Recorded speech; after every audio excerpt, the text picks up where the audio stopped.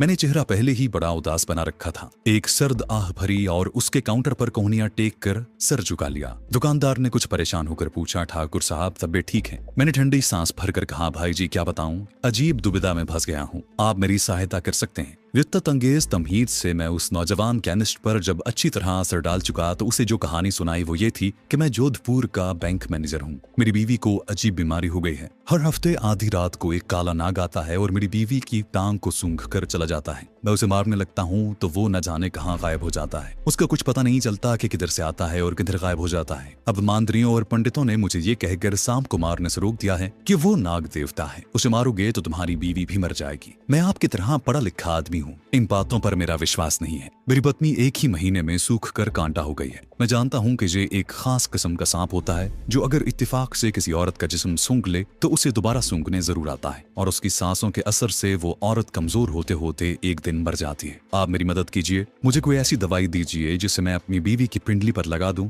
और सांप उसे सूंघने से मर जाए। अपनी मन घड़त कहानी मैंने कुछ ऐसे दर्द भरे लहजे में सुनाई कि नौजवान हिंदू केमिस्ट बहुत मुतासिर हुआ। मैंने आंखों में मगरमच्छ के आंसू लाते हुए कहा, भाई जी आप भी पढ़े लिखे हैं और वैज्ञानिक नौजवान हैं, मेरी पत्नी की जान बचा लें, नहीं तो उसकी मृत्यु हो जाएगी और मेरे बच्चे अनाथ हो जाएंगे। हिंदू केमिस्ट सोच में पड़ गया। फिर उसने अलमारी में भरी हुई मुख्तलिफ दवाइयों पर नजर डाली और कुछ सोचकर बोला, मेरे पास ऐसी कोई मेडिसिन या आर्सेनिक नहीं है, परंतु आप जरा ठहरे, मैं एक दुकान से आपके मतलब की एक शय मंगवाए देता हूँ। उसने मेरे सामने किसी दुकानदार को फोन किया और किसी आर्सेनिक का नाम लिया। फिर फोन बंद करके बोला, मेरे दोस्त की दुकान करीब ही है, वो आर्सेनिक दवाइयाँ फरोख्त करता है, वो जो दवाई भेज रहा है उससे सांप अवश्य मर जाएगा लेकिन आपकी पत्नी की जान बच जाएगी। फिर वो हिंदुओं की जहालत और पंडितों की अहमकाना रसूम के खिलाफ बोलने लगा। इतने में एक आदमी ने उसे एक छोटी सी शीशी ला कर दी। नौजवान केमिस्ट ने शीशी मेरी तरफ बढ़ाते हुए कहा, इसमें थोड़ा सा सफूफ है, इसे आप अपनी धर्मपत्नी की टांग पर थोड़ा सा तेल लगाकर मल दें। भगवान ने चाहा तो सांप इसका सिर्फ एक सांस ही खींचेगा और तड़प तड़प कर मर जाएगा। हाँ, भाभी जी की टांग पर पहले थोड़ा सा सरसों का तेल लगाना ना भूलें क्योंकि ये जहर कहीं उनकी पिंडली में ना उतर जाए। मुझे रिश्वत देने की जरूरत ही नहीं पड़ी थी।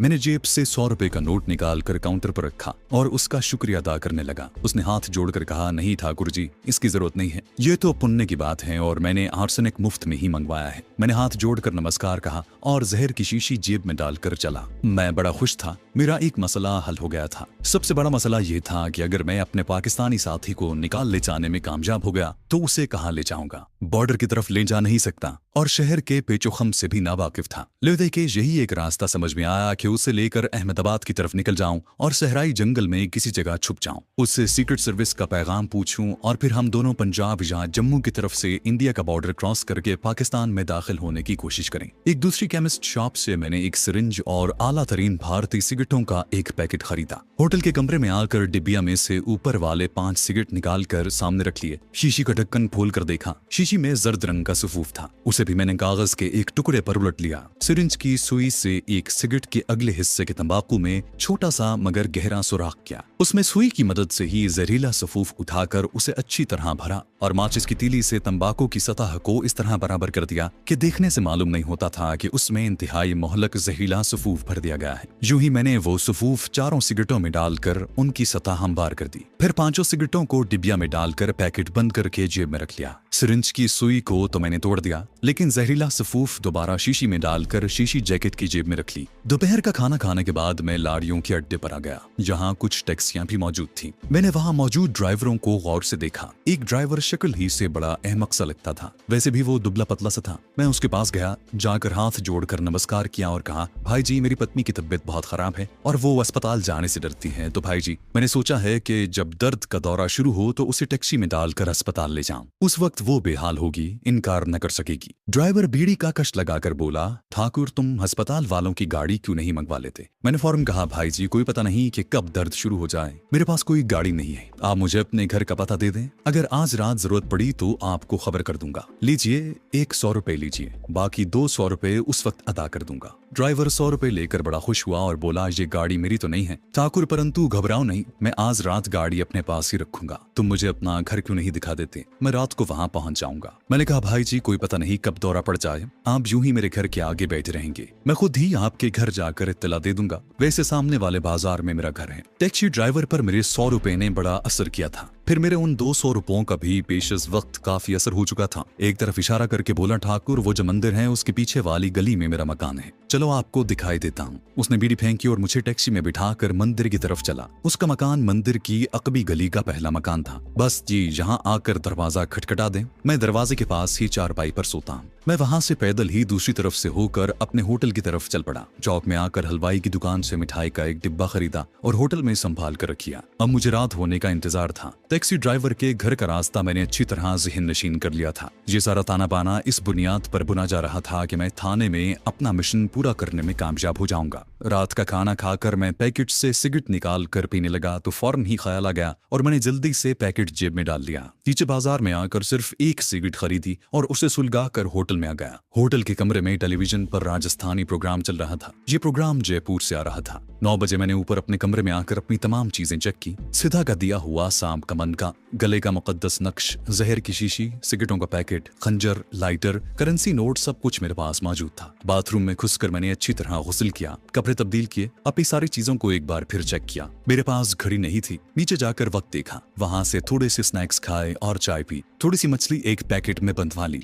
दीवार पर लगे क्लॉक की सुइयां रात के 10 बजा रही थी। मैं ऊपर कमरे में आ गया। मेरा कमांडो मिशन शुरू होने में थोड़ी देर बाकी रह गई थी। रात को 11:15 बजे होटल वाले नीचे की दुकान बंद कर देते थे। जब मुझे नीचे दुकान और होटल के दफ्तर बंद होने की आवाज आई तो मैं उठ बैठा। बाथरूम में जाकर चेहरे पर पानी का छींटा मारा। बाहर आकर हर शय को एक बार फिर चेक किया और खिड़की से झांक कर देखा। होटल वाला दुकान बंद करके अपने कमरे में जा चुका था। मेरा कमांडो मिशन शुरू हो गया। मैं मछली और मिठाई का डिब्बा उठाए सीढ़ियां उतरकर बाजार में आ गया। वहां से पैदल ही थाने की तरफ चल दिया। कमांडो मिशन के एहसास ने मेरे अंदर एक नाकाबिले शिकस्त वलवला बेदार कर दिया था। मैं उस वक्त अपनी राह में हायल पहाड़ से भी टकराकर उसे रेजा रेजा कर सकता था। दूर से पुलिस की चौकी के बाहर एक कमजोर सा बल्ब जलता दिखाई दिया। मैंने अपनी रफ्तार तेज कर ली। थाने के दरवाजे का एक पट खुला हुआ था। ये अच्छी बात थी। शहर की सड़कें वीरान और खामोश थी। कोई मकानों की बत्तियां गुल हो चुकी थीं। मैं इत्मीनान से चलता थाने में दाखिल हो गया। क्या देखता हूं कि चौकी इंचार्ज ठाकुर सुचदेव शर्मा की जगह कोई दूसरा उधेड़ उमर थानेदार बैठा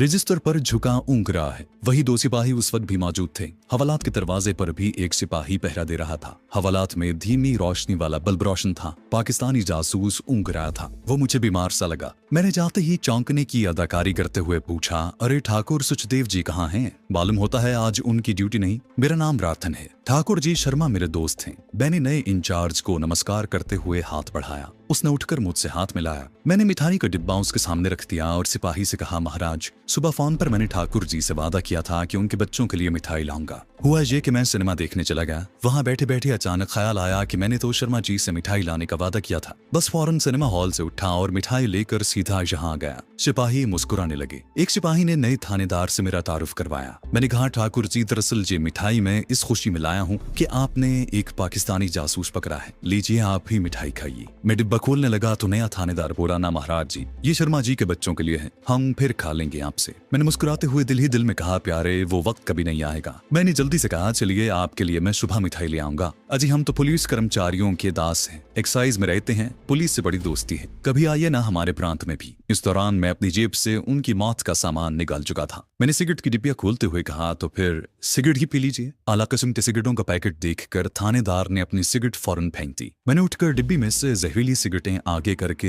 एक एक सिगरेट थानेदार और दोनों सिपाहियों को दी। जब मैं मुड़ा तो देखा कि थानेदार ने माचिस जला ली थी और अपनी सिगरेट सुलगाने के बाद दूसरे सिपाहियों की सिगरेटें सुलगा रहा था। उसने अपनी सिगरेट सुलगाते हुए शायद बहुत ही लंबा कश लिया था या सिगरेट का धुआं अपने हल्क में नहीं ले गया था। मामला खतरनाक था। मैं दोबारा हवालात के सिपाही की तरफ मुड़ा और जल्दी से लाइटर जलाकर उसके मुंह के आगे कर दिया। हवालात वाले सिपाही ने सिगरेट सुलगाते हुए पूरा कश खींच लिया। उसके साथ ही सिगरेट उसके होंठों से निकल गई। वो बगैर आवाज निकाले अपने गले को मसलने लगा और जो बार बार मुंह खोलने और बंद करने लगा जैसे उसे सांस लेने में दुश्वारी पेश आ रही हो। मैंने तेजी से पलट कर देखा, थानेदार और दोनों सिपाही मुर्दा पड़े थे। जहर अपना काम कर चुका था। थानेदार का सर मेज पर झुका हुआ था और दोनों सिपाहियों की गर्दनें भी एक तरफ को ढलक गई थी। फिर धड़ाम की आवाज के साथ हवालात का सिपाही भी फर्श पर गिर गया। किस कदर खतरनाक जहर था कि उसने 2 सेकंड के अंदर अंदर 4 आदमियों को मौत की वादी में धकेल दिया। अब मेरे पास वक्त बिल्कुल भी नहीं था। इस दौरान में मेरा पाकिस्तानी साथी उठकर सलाखों के पास आ गया था। उसने खुश्क सी घबराई हुई आवाज में कहा, चाबी सिपाही की पेटी में मौजूद है। मैंने मुर्दा सिपाही की पेटी में से चाबी निकाली और हवालात का ताला खोलते हुए थाने के नीमवा दरवाजे की तरफ देखा। दरवाजा खाली था। मैंने पाकिस्तानी जासूस से कहा, चलो जल्दी से निकल चलो। मैं लपक कर थानेदार की मेज की तरफ गया और वहां से मछली और मिठाई के पैकेट उठा लिए। फिर दरवाजे में रुककर बाहर देखा। बाजार उसी तरह सुनसान पड़ा था। मैं पाकिस्तानी जासूस को अपने पीछे आने का इशारा करके थाने से निकल आया। वो पाकिस्तानी जासूस मेरा हम उम्र था, मगर जिसामत में मुझसे जरा कम था।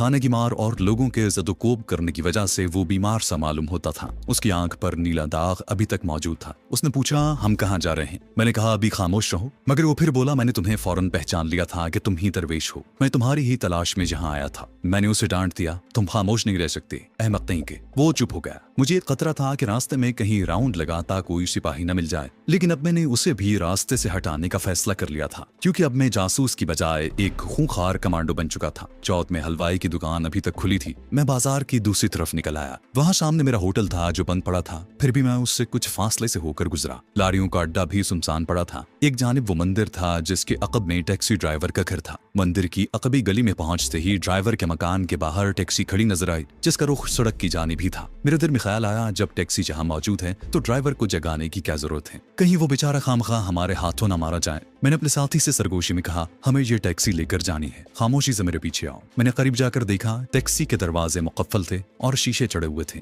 पुरानी टैक्सी थी। मैंने जेब से खंजर निकालकर खिड़की के शीशे का रबड़ उखाड़ा और शीशा नीचे कर दिया। फिर अंदर हाथ डालकर दरवाजा खोल दिया। हम दोनों जल्दी से टैक्सी में घुस गए। अब एक दूसरी मुश्किल पेश आई कि गाड़ी का इंजन कैसे स्टार्ट करें। मैंने अपने साथी के कान में कहा, नीचे उतरकर उसे धक्का लगाओ। उसने पूरा जोर लगाकर धक्का लगाया तो गाड़ी आहिस्ता आहिस्ता आगे को सिरक में लगी। मैं उसे सड़क पर ले आया। अब मैंने उससे कहा कि बोनट उठाकर इंजन स्टार्ट करूं। उसने ऐसा ही किया। मैंने रेस दी तो इंजन एक गड़गड़ाहट के साथ स्टार्ट हो गया। अगर टैक्सी का ड्राइवर बेदार भी हो जाता तो हमें नहीं पकड़ सकता था। मैंने टैक्सी को गियर से निकालकर पहला गियर लगाया और एक्सेलरेटर दबा दिया। मेरा साथी लपक कर मेरे पास आ बैठा था। गाड़ी ने धुआं छोड़ा और वीरान सड़क पर दौड़ने लगी। मैं उस सड़क से शनासा था। यही वो सड़क थी जिससे होकर मैं अहमदाबाद से उदयपुर के लारियों के अड्डे में दाखिल हुआ था। गाड़ी अगरचे पुरानी थी, लेकिन उसका इंजन बड़ी ठीक ठाक हालत में था। मैंने गाड़ी को 70 किलोमीटर फी घंटे की रफ्तार पर छोड़ दिया। मेरे साथी ने कहा, हम इस सड़क पर महफूज नहीं है। अगर टैक्सी वाले की आंख न भी खुली हो तो थाने में जो हम 3 सिपाहियों और थानेदार का खून कराए हैं वो छुपा नहीं रह सकता।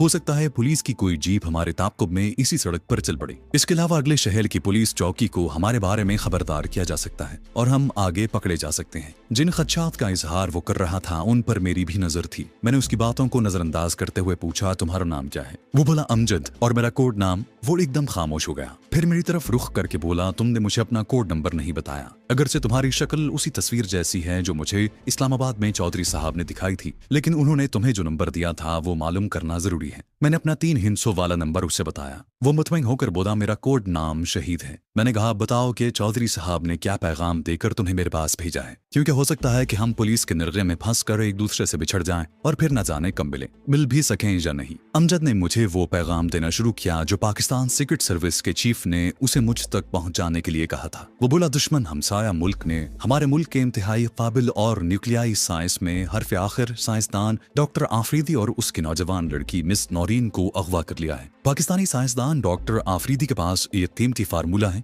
जो उसकी बरसों की मेहनत का नतीजा है। दुश्मन मुल्क अपने एटमी मंसूबे को मुकम्मल करने और पाकिस्तान के खिलाफ एटमी हथियार बनाने के लिए डॉक्टर आफरीदी के एटमी फार्मूले से काम लेना चाहता है। डॉक्टर आफरीदी की बेटी को इसलिए अगवा किया गया है ताकि डॉक्टर अपनी बच्ची की जिंदगी की खातिर दुश्मन के इशारों पर चलने के लिए मजबूर हो जाए। मैंने पूछा, मेरे लिए क्या हुक्म है? वो बोला, तुम्हें ये ड्यूटी सौंपी गई है कि जिस तरह भी हो सके डॉक्टर आफरीदी और उसकी बेटी मिस नौरीन को दुश्मन की फैद से निकालकर बंबई शहर में मुकीम एक पाकिस्तानी एजेंट के पास पहुंचा दो। मैंने कहा, दुश्मन मुल्क के जासूस हमारे साइंसदान और उसकी बेटी को अगवा करके ले गए हैं और आप लोग मुंह देखते रह गए। वो बोला, ये सब कुछ एक ऐसी गहरी साजिश के तहत हुआ कि किसी को कानो कान खबर ना हो सकी। बहरहाल ये तुम्हें खुद ही मालूम हो जाएगा। इस वक्त सबसे बड़ा मसला डॉक्टर और उसकी बेटी को दुश्मन की कैद से निकालकर पाकिस्तानी एजेंट के पास बंबई पहुंचाने का है, क्योंकि बावर किया जाता है कि डॉक्टर आफरीदी से काम निकालने के बाद दुश्मन उसे उसकी बेटी समेत हलाक कर डालेंगे। सामने से किसी ट्रक की रोशनियां नजर आईं मैंने टैक्सी की रफ्तार कम करके उसे एक तरफ डाल लिया। ट्रक गुजर गया तो मैंने अमजद से पूछा, क्या कुछ खबर है कि डॉक्टर आफरीदी को किस शहर में और किस जगह रखा गया है? हाँ, अमजद बोला, हमारी इंटेलिजेंस हमें सिर्फ इतना ही बता सकी है कि अहमदाबाद और बड़ौदा के दरमियान